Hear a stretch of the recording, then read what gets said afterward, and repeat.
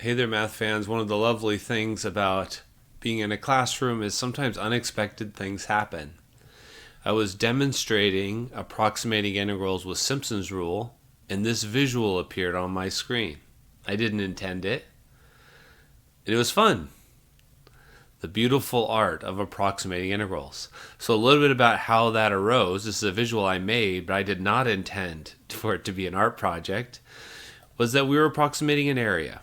We were approximating the area that corresponds to the bell curve. That's one standard deviation.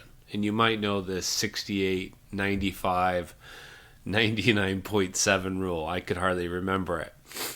But we talked about how we approximate that area. And as I always do, I built up a bunch of tools and visuals, and I said, well, you can approximate it in different ways. We can use left endpoints, right endpoints, midpoints, trapezoid rule, which uses straight lines, which sort of makes sense.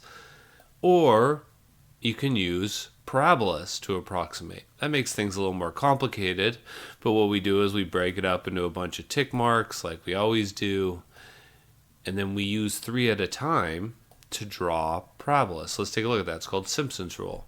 So you can see those 2 parabolas. So we use the first 3 points to draw one parabola, the next 3 to draw another parabola. That's the whole idea.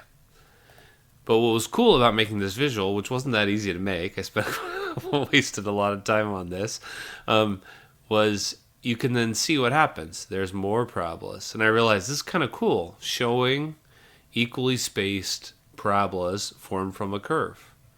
And that's where this art came from.